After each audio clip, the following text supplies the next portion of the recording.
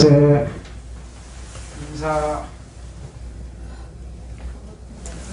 네, 반갑습니다. 며칠 동안 많이 추우셨죠? 많이 추웠습니다. 그리고 오래간만에 지금 법회 교당에 오셔서 법회 보신 분들이 있으시잖아요.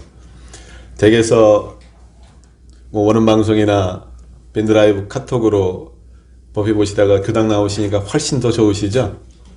예, 확실히 법회는 어디서 봐야 된다? 교당에서 봐야 된다. 우리 밴드라이브로 지금 시청하고 계신 교도님들께서도 많이 아쉽겠지만 그래도 단별로 돌아가면서 보기로 했으니까 우리 단 기다리시기 바랍니다. 예, 오늘은 이제 전산용 목사님 신년본문 두 번째 시간으로 우리가 꿈꾸는 세상이라는 제목으로 말씀드리겠습니다. 그래서 먼저 대종경 전만품 18장을 함께 봉독을 하시겠는데요. 전서 391쪽입니다. 전만품 18장 전서 391쪽 함께 펴시기 바랍니다.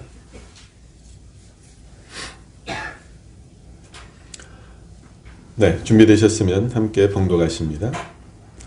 서대원이 여쭙기를 미륵불 시대가 완전히 돌아와서 용화 회상이 전반적으로 건설된 시대의 형상은 어떠하오이까? 대종사 말씀하시기를 그 시대에는 인지가 훨씬 밝아져서 모든 것에 상극이 없어지고 허실과 진의를 분간하여 저 불상에게 수복을 빌고 원하던 일은 차차 없어지고 천지만물 호공법계를 망라하여 경호와 처지를 따라 모든 공을 심어 부귀도 빌고 수명도 빌며 서로서로 생불이 되어 서로 제도하며 서로서로 부처의 권능 가진 줄을 알고 집집마다 부처가 살게 되며 회상을 따로 어느 곳이라고 지정할 것이 없이 이리 가나 저리 가나 가는 곳마다 회상 아님이 없을 것이라. 그 광대함을 어찌 말과 글로 다 하리요. 이 회상이 건설된 세상에는 불법이 천하에 편만하여 승속의 차별이 없어지고 법률과 도덕이 서로 구애되지 아니하며 공부와 생활이 서로 구애되지 아니하고 만생이 고루 그 덕화를 입게 되리라.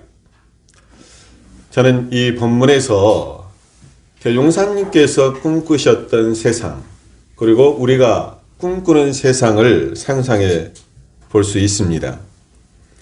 그래서 미륵불 시대 용화 회상이 건설된 형상에 대해서 대종사님께서 아주 자세하게 지금 법문하고 계시는데요. 근데 우리 교도님들 어떠십니까? 지금 현 시대가 미륵불 시대다라고 생각하세요? 또 용화 회상이 건설되었다라고 생각하십니까? 네. 예, 아직 아니죠. 그런데 점차 되어지고 있다라고 하는 그 가능성, 그리고 미륵불 시대와 용화 회상의 건설은 실현 불가능의 세계가 아니라 이루어질 수 있다라고 하는 그 희망을 저희는 발견하게 됩니다.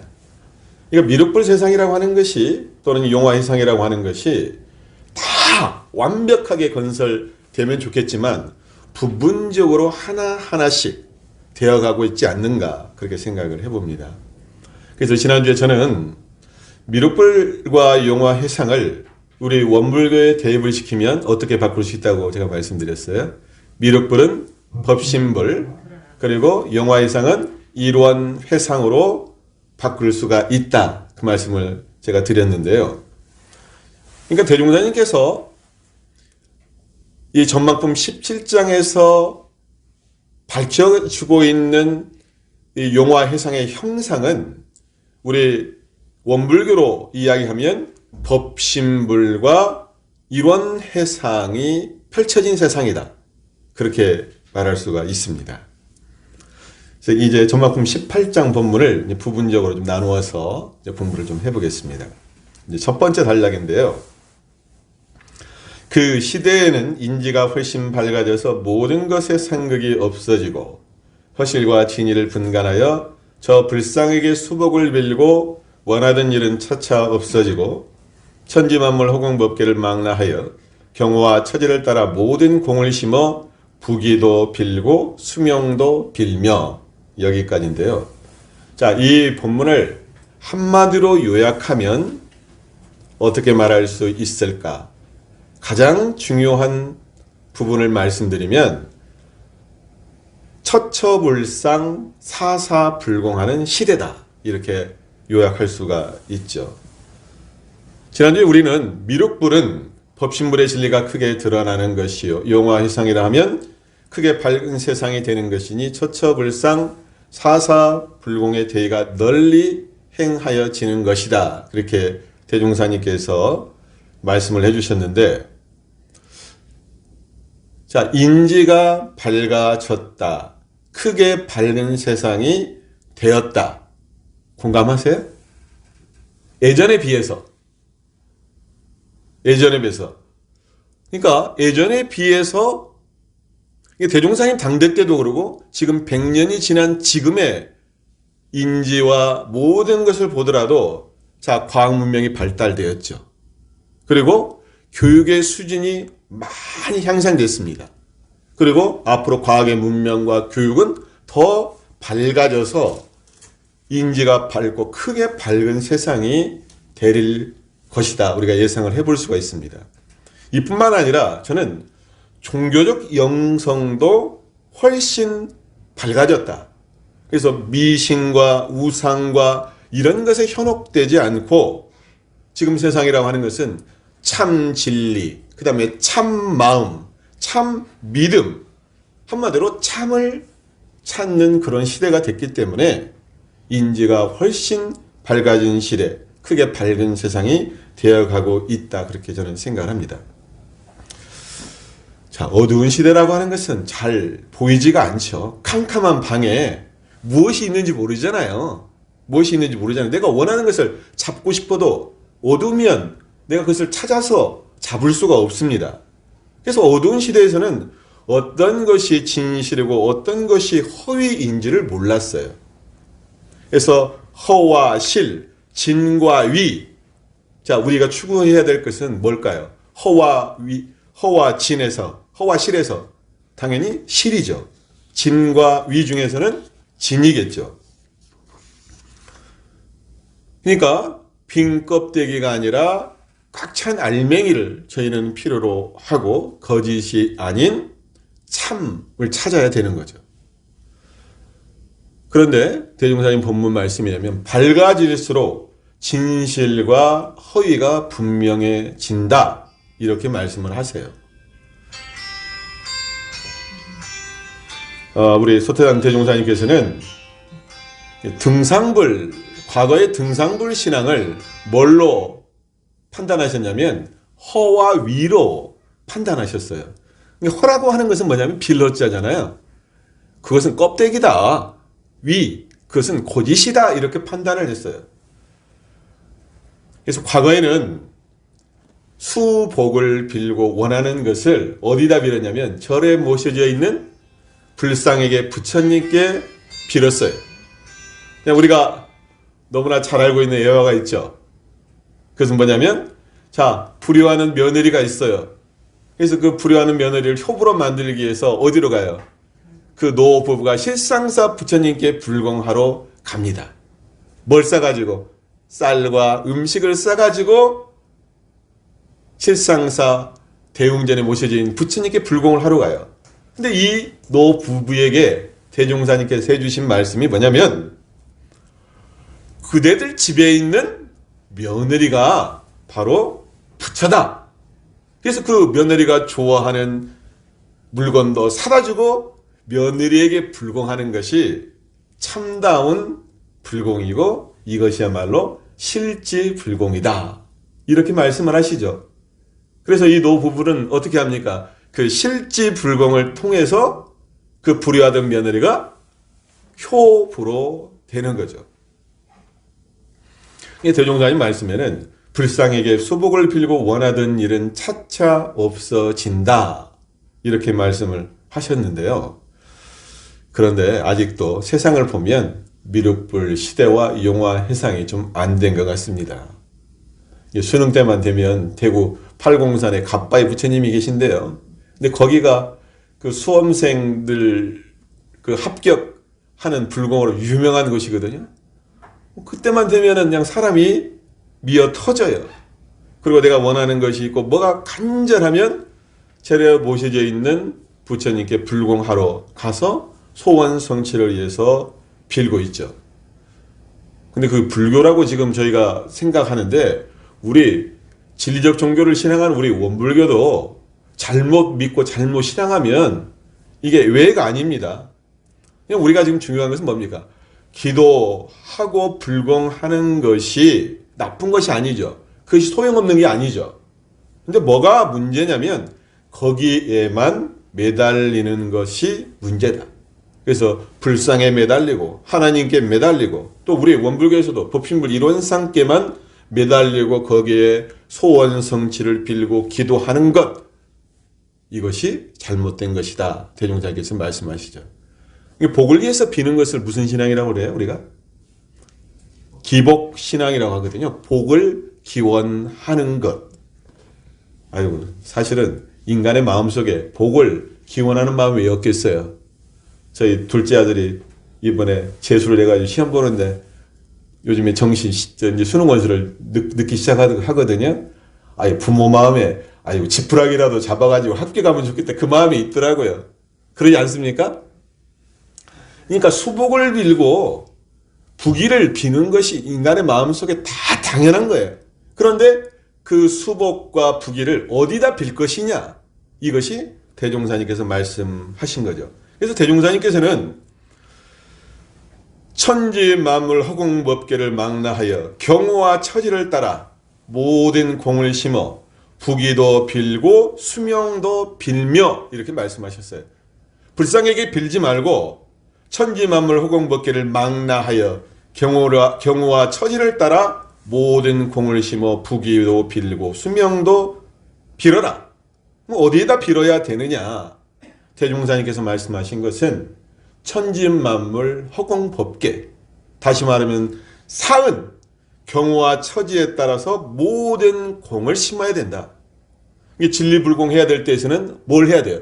진리불공을 해야 되고, 실지불공을 해야 할 때는 무엇을 해야 된다?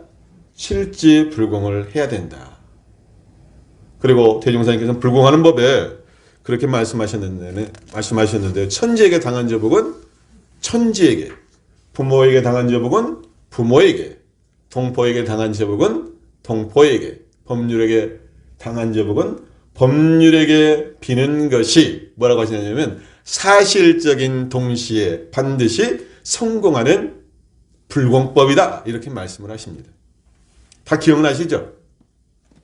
그리고 또 중요한 것이 이렇게 말씀하셨어요. 모든 공을 심어야 한다. 공을 심는다는 얘기는 달리 말하면 무슨 말입니까? 내가 씨를 뿌려야 내가 결실을 얻잖아요. 우리가 인과를 믿는 사람이 내가 씨앗을 심어야 과가 나타나죠. 모든 공을 심는다라고 하는 것은 그 말이에요. 씨 뿌리지 아니하고 어떻게 가을에 알찬 열매를 기대를 합니까? 그러니까 불공도 마찬가지라는 얘기예요. 진리불공과 실지불공을 통해서 모든 공을 심어야 이루어질 수가 있다. 그래서 이것을 다 종합해보면 처처불상 사사불공이 행해지는 시대가 바로 미륵불 시대이고 용화해상이 건설된 모습이다. 그러니까 나 자신의 신앙생활, 나의 일상생활을 살펴보는 거예요. 나는 지금 미륵불 시대를 맞아서 용화해상을 지금 내 가정과 내 이웃과 내 주변에다 건설하면서 살고 있는가, 이야기죠. 그것의 기준은 뭐냐면 처처불상 사사불공 하는가 안 하는가. 자, 이번에는 두 번째 단락인데요. 서로 생불이 되어 서로 제도하며 서로 부처의 권능 가진 줄을 알고 집집마다 부처가 살게 되며, 이렇게 말씀을 하셨는데요. 이 본문도 한마디로 요약을 하면 서로 생불이 되어 집집마다 부처가 사는 시대, 이것이 대종사님께서 말씀하신 용화회상의 모습입니다. 대종사님께서는 대종경 교육품 4장에서 이렇게 말씀을 하십니다. 이런 상의 내역을 말하자면 곧 사은이요. 사은의 내역을 말하자면 곧 우주만유로서 천진만물 허공법계가 다 부처 아님이 없나니. 자, 천진만물 허공법계가 다 부처 아님이 없나니, 이 말은 무슨 말입니까? 달리 말하면 모두가 다 부처님이다. 그런데요, 자, 모두가 다 부처님의 천진만물 허공법계가 우리 교도님의 생각에 그 중에서도 가장 중요한 부처님은 어떤 부처님이라고 생각하세요? 나? 제가 원하는 답이 조금 더 나와야 되는데, 자, 뭐 천지만물이니까 책상도 있고 뭐 동물도 있고 다 있잖아요. 그 중에서 분류를 하면 가장 소중한 부처님은 어떤 부처님이다? 사람 부처님. 제가 듣고 싶었던 것은 사람 부처님이에요. 사람 부처님. 다 소중하죠. 다 권능을 가지고 있죠. 그런데 그 중에서도 가장 중요하고 가장 큰 권능을 가진 부처님, 나에게 죄와 복을 주재하는 부처님은 누구냐면 사람 부처님이에요. 그리고 직접 나와 인연하는 그 부처님들이 가장 중요한 부처님들입니다. 근데 여기에서 그렇게 말씀하셨어요. 대종사님께서는 서로 생불이 되어 서로 제도하며. 저는 이 본문 말씀을 딱 듣고 참 이 본문이 멋지고 정겨운 표현이다. 나 혼자만이 아니라 서로 우리가 서로라는 말이 참 정겹잖아요. 어? 서로. 자, 생불이라는 것은 뭡니까? 살아있는 부처님이죠. 그러니까 인간의 몸을 가지고 있어. 인간이 돼 부처 노릇을 하는 사람. 이 사람이 누구다? 바로 살아있는 부처님 생불이죠. 그래서 우리 원불교 교단 초기에 대종사님 당대의 제자들은 대종사님을 뭘로 모셨어요? 뭘로 보았어요? 생불로 보셨어요. 그래서 생불님이 나타나셨다. 생불님께 법문 들으러 가자. 이렇게 말씀하셨어요.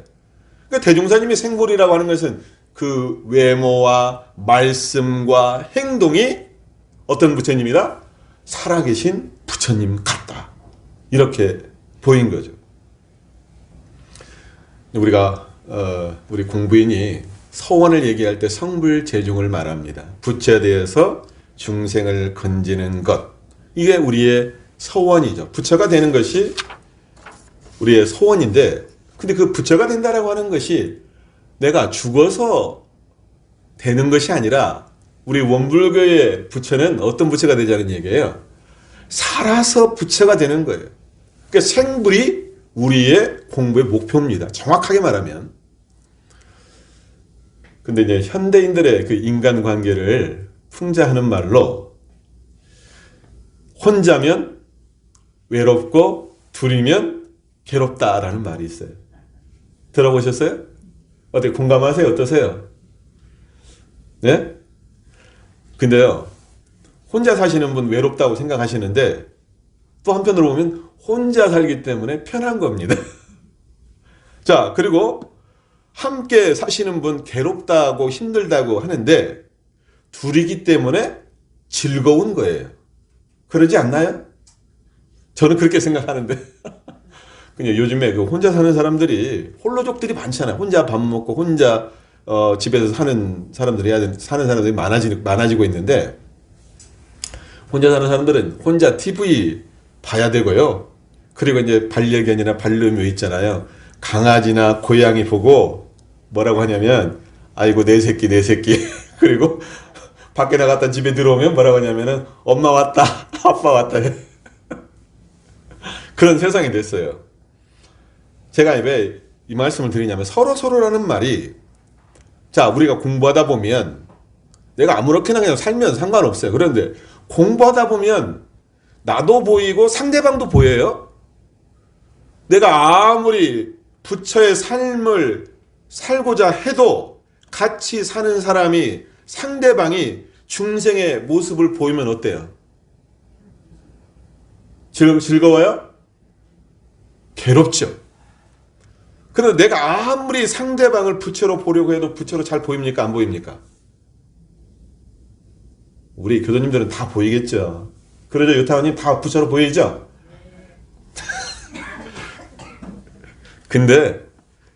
근데요, 부처 짓을 해야 부처로 보여요. 보통 사람들의 눈에는. 그게 어렵습니다.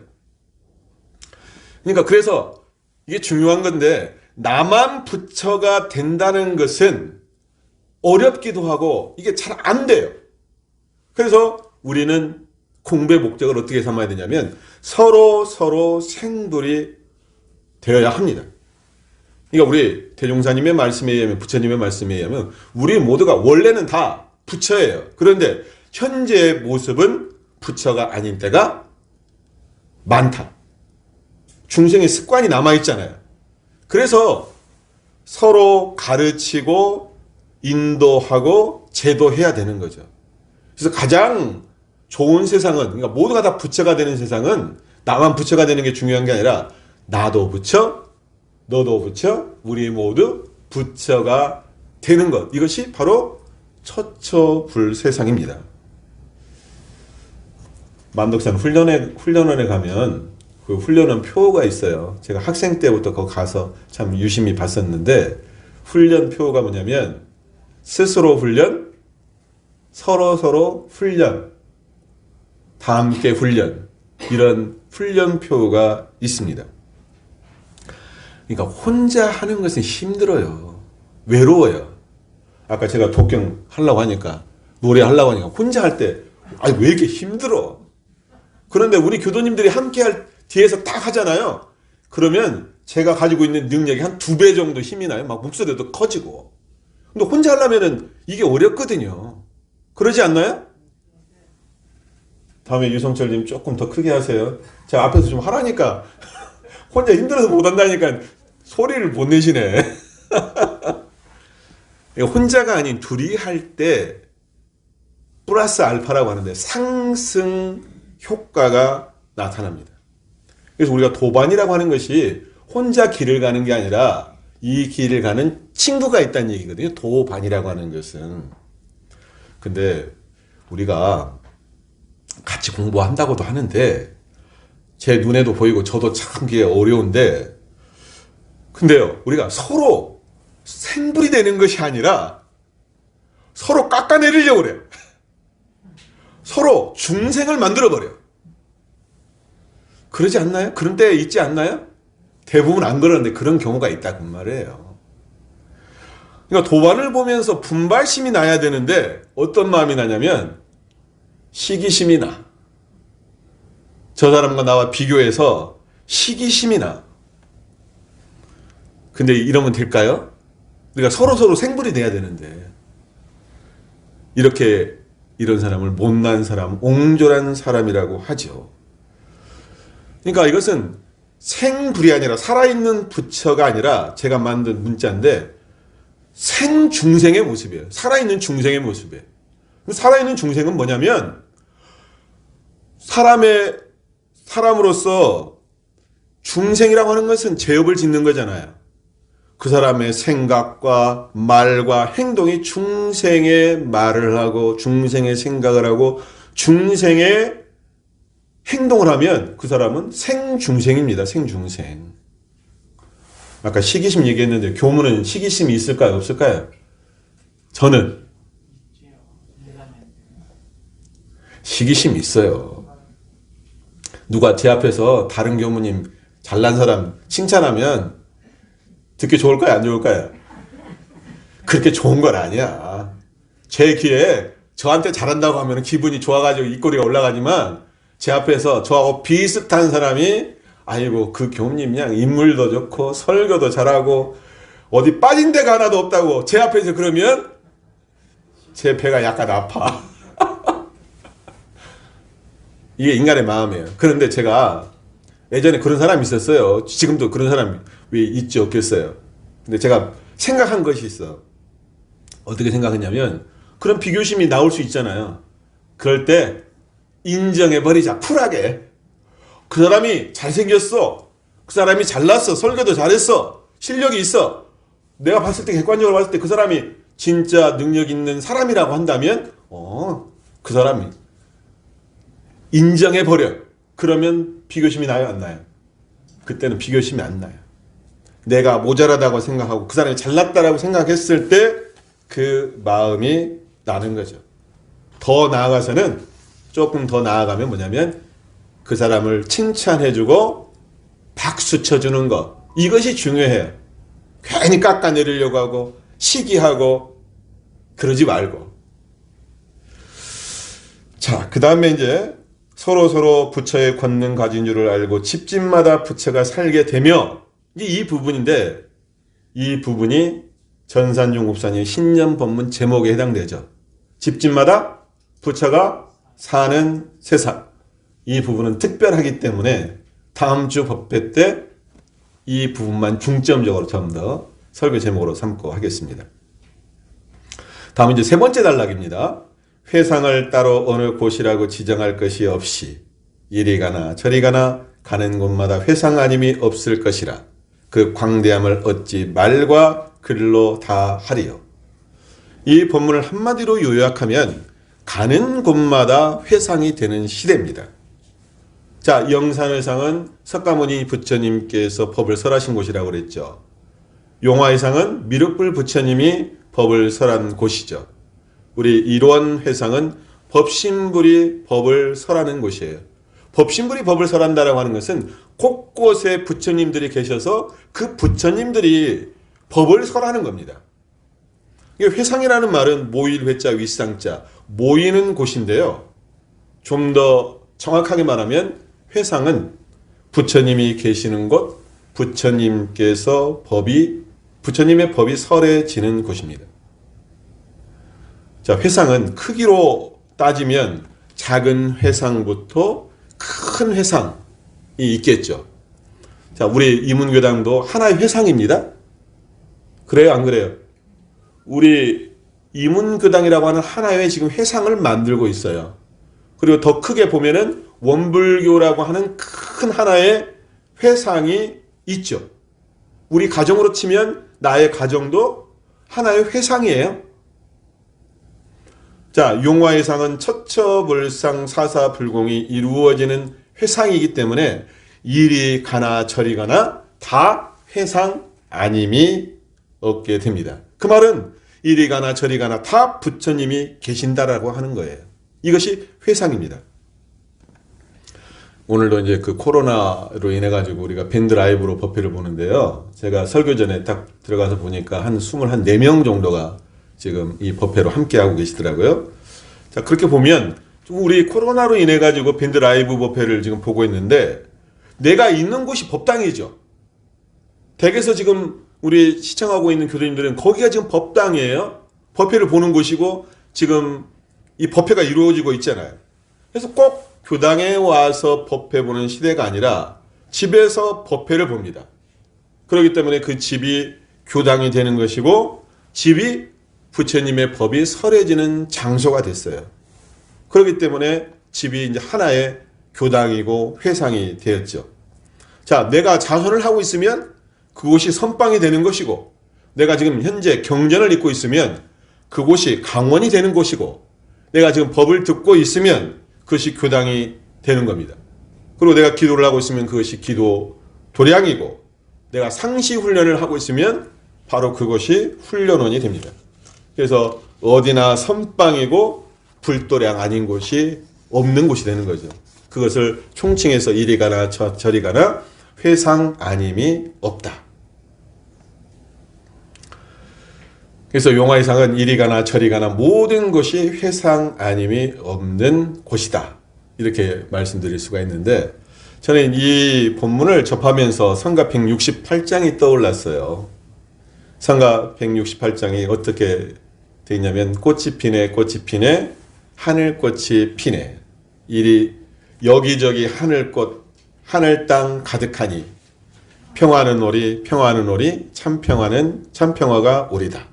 계백이 되리 참 계백이 되리다. 그렇게 되어 있는데, 하늘꽃이 핀다라고 하는 것, 그것은 용화거든요. 제가 지난번 말씀드렸잖아요. 용의 꽃은 용이 하늘로 올라가기 때문에, 달리 말하면 하늘꽃이에요. 그것은 모든 중생들이 마음의 안정과 평화를 얻는 무슨 꽃이다? 평화의 꽃입니다. 그래서 우리가 가는 곳곳에 평화의 꽃이 피고 하늘꽃이 피는 회상, 이것이 바로 용화회상의 모습이 되죠. 자, 네 번째 단락입니다. 이 회상이 건설된 세상에는 불법이 천하에 편만하여 승속의 차별이 없어지고 법률과 도덕이 서로 구애되지 아니하며 공부와 생활이 서로 구애되지 아니하고 만생이 고루 그 덕화를 입게 되리라. 자, 이 본문을 한마디로 요약하면 불법이 천하에 편만해진 시대, 이렇게 말씀드릴 수가 있습니다. 대종경 교육품 33장에 이렇게 말씀하시는데요. 인지가 발달되고 생활이 향상되는 이 시대에 어찌 좁은 법만으로 교화를 할 수 있으리요. 마땅히 원흉한 불법으로 개인, 가정, 사회, 국가, 세계에 도류 활용되게 하여야 할 것이니 이것이 내 법의 주체이니라. 승속의 차별이 없고 법률과 도덕이 서로 구애되지 아니하고 공부와 생활이 서로 구애되지 아니한다. 그렇기 때문에 만 중생이 고루 그 덕화를 입는다. 어느 한쪽에 치우친 편벽된 법으로는 만 중생을 제도할 수가 없죠. 모두가 중생 제도의 대상인데 내가 한쪽만 선택하면 한쪽은 할 수가 없는 거잖아요.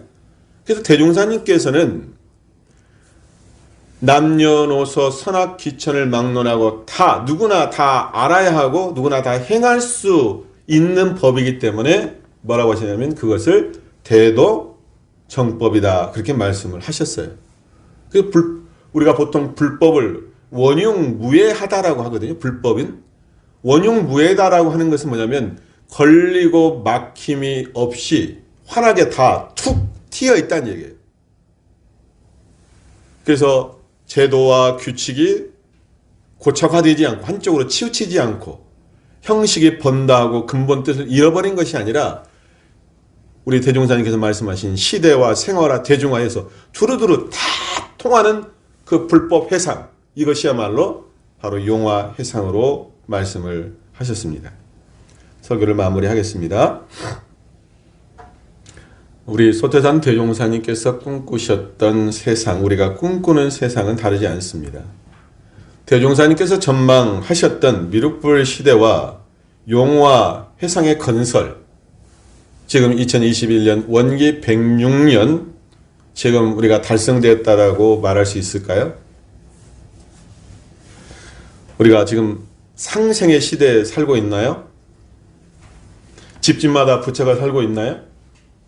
가는 곳마다 회상이고 가는 곳마다 교당입니까? 그리고 불법이 천하에 편만합니까? 대종사님께서는 미륵불 시대와 용화 회상에 대해서 다 됐다, 그 말씀이 아니라 차차 되어지고 있나니라, 이렇게 말씀을 하셨습니다. 차차 되어지고 있나니라, 이것은 현재 진행형이다. 미륵불 시대와 용화 회상은 지금 한 단계 한 단계 이 부분 저 부분 더 넓혀가면서 지금 되어지고 있나니라, 그렇게 말씀을 하신 겁니다. 그리고 하나하나 먼저 깨치는 사람이 그 주인이다, 그렇게 말씀하셨습니다. 우리 원불교 교도님들은 최소한 먼저 깨쳐서 알고 그것을 실행하려고 하는 주인들이죠.